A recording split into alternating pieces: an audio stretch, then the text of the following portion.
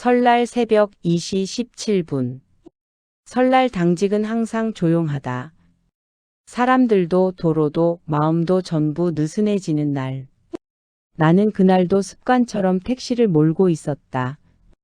눈은 그치고 있었고 라디오는 잡음만 흘러나왔다.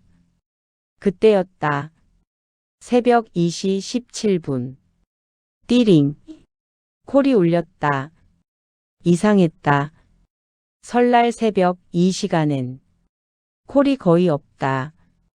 화면을 보자. 주소가 떴다. 구도로 입구. 순간 손이 멈췄다. 그 길은 이미 3년 전 사고가 난 뒤 막혀버린 도로였다. 그런데 더 이상한 건 콜 이름이었다. 김. 이름은 평범했지만 이상하게 눈에 박혔다. 거절 버튼을 누르려 했는데 버튼이 눌리지 않았다.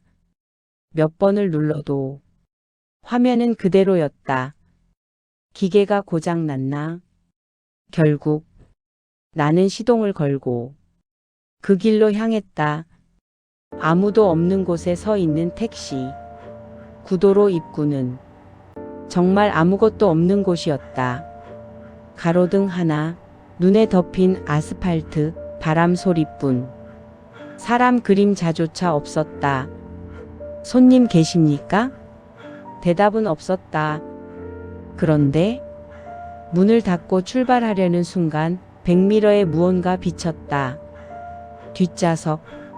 언제부터 있었는지 모를 남자 한 명이 조용히 앉아 있었다.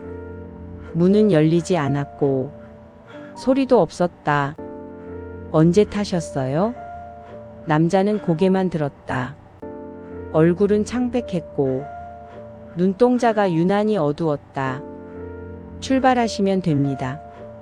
그 말 한마디에 이상하게도 몸이 굳어버렸다. 말하지 않은 사고 이야기.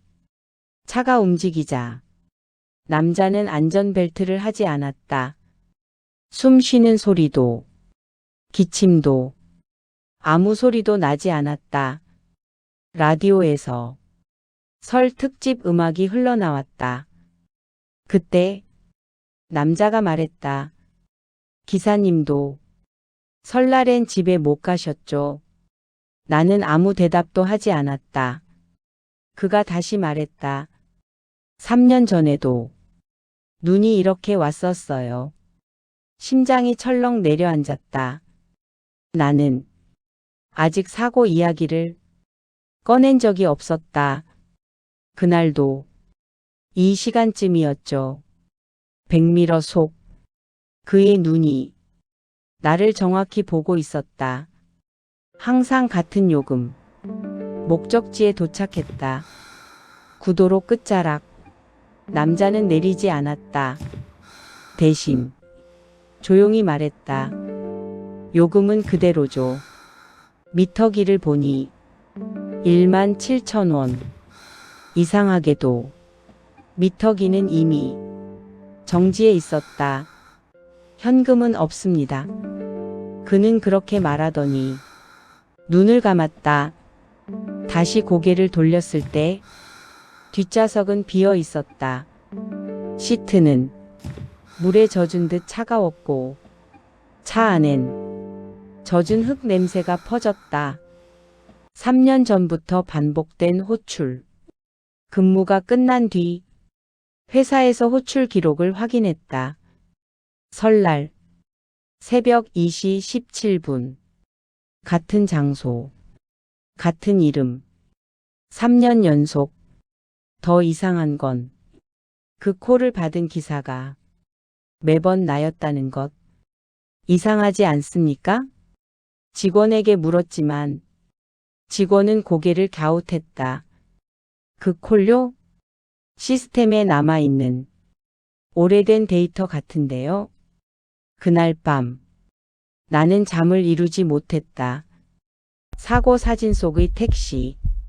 며칠 뒤 우연히 본 기사 하나. 설날 새벽 택시 추락 사고. 사진 속 택시는 완전히 찌그러져 있었다. 번호판을 보는 순간 숨이 멎었다. 지금 내가 모는 택시 번호였다. 기사 사진을 확대했다. 운전석에 앉아 있던 사람의 얼굴. 나였다. 마지막 설날. 다시 설날이 왔다. 새벽 2시 17분. 콜이 울렸다. 이번엔 남자가 먼저 말을 걸었다. 오늘은 집으로 가고 싶습니다. 도착한 곳은 내가 어릴 적 살던 집. 이미 허물어지고 잡초만 무성한 곳. 남자는 말했다. 그날 조금만 늦게 출발했어도 그는 나를 똑바로 바라봤다. 살 수 있었을 텐데요. 호출을 보낸 사람. 남자가 내린 뒤 휴대폰이 울렸다. 새 호출. 시간 2시 17분. 호출자 이름. 내 이름.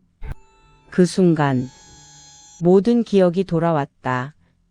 3년 전 설날 무리해서 운행하다 눈길에서 미끄러졌던 나. 사고로 죽은 건 승객이 아니라 나였다. 지금의 나는 그날을 반복하는 남아있는 쪽의 존재였다. 그해 이후 설날 새벽 콜은 더 이상 울리지 않았다. 안녕하세요. 중국 조심하세요. 좋아요, 구독, 알림 주세요.